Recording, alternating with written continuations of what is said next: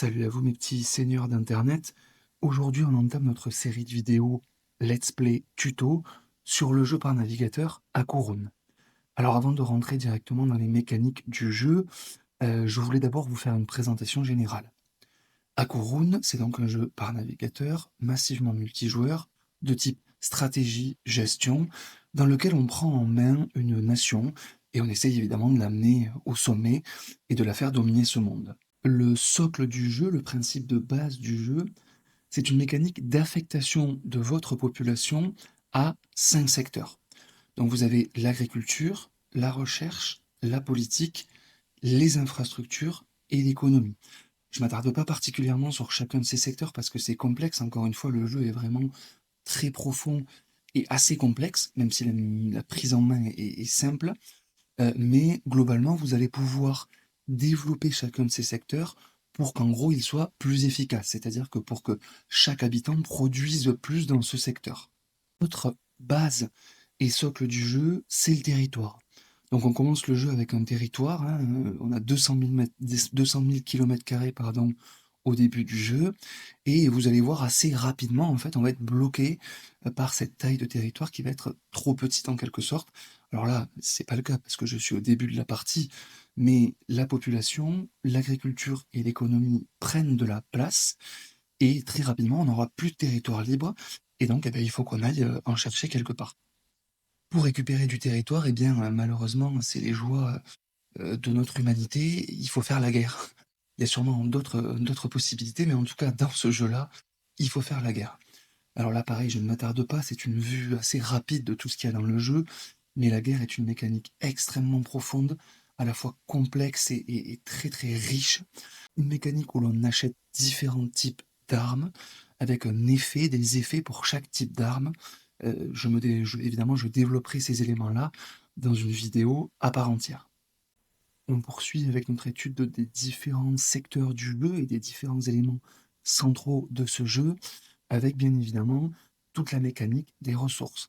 Alors là, c'est vraiment quelque chose de central dans le jeu, c'est très important, les ressources sont très importantes. Toutes ces ressources, elles ont une valorisation en courunite. La courunite, c'est une ressource un peu particulière dans le jeu, puisqu'elle ne sert que d'étalon. Elle n'a pas une valeur qui évolue. Voilà, son seul intérêt, c'est que c'est l'étalon de la valorisation de toutes les autres ressources.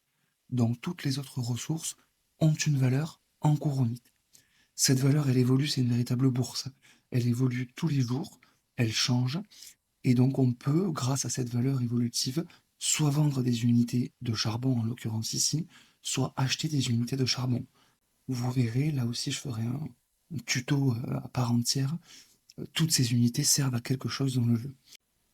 On a vu les points vraiment centraux du jeu, on va passer assez rapidement sur le reste. Enfin, tout est central d'une certaine manière, mais le territoire, l'affectation de la population, les ressources, c'est quand même vraiment la base. Ensuite, vous avez énormément d'autres choses. Encore une fois, le jeu est incroyablement profond et riche. Vous avez de l'espionnage qui vous permet d'attaquer en quelque sorte les adversaires, si on peut dire ça comme ça, ou les autres nations, mais sans guerre en fait, hein, sous différentes formes. Donc vous avez également, alors évidemment très important, et on va d'abord voir ça, les quêtes. Donc les quêtes, c'est l'un des moyens, si ce n'est le principal et le plus important, de pouvoir récupérer les fameuses ressources dont on a parlé. Enfin, tous les joueurs évidemment appartiennent à une alliance. Donc moi, mon alliance en l'occurrence, c'est le pacte des loups sur la montagne. Beaucoup de choses là aussi qu'on peut faire dans l'alliance, la caisse, le personnel, les réserves de guerre, etc. On le verra dans un autre tuto, un tuto dédié. Alors il y a cette page d'actualité qui est très très bien faite dans Hakurun, c'est vraiment hyper intéressant. On récupère beaucoup d'informations sur soit sur les alliés et surtout et avant tout sur les adversaires. Donc une petite page d'actualité plutôt bien faite. L'alliance, on l'a vu.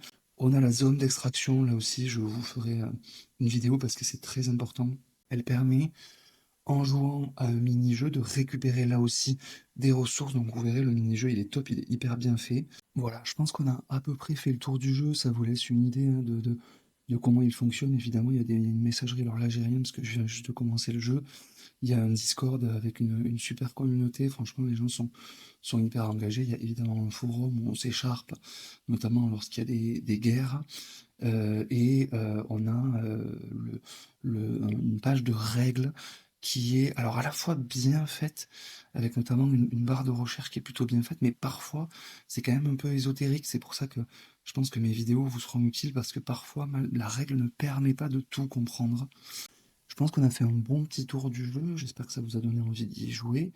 Je vous invite à nous rejoindre hein, sur le jeu et à jouer évidemment avec moi. J'espère qu'on sera alliés et pas adversaires. Voilà, j'espère que ça vous donne envie en tout cas. Donc le jeu, ça se joue sur akurun.fr. Et puis on continue bientôt notre petite série avec les premiers tutos et les premières explications. N'hésitez pas évidemment à mettre un petit pouce bleu pour me soutenir. À très vite sur la chaîne.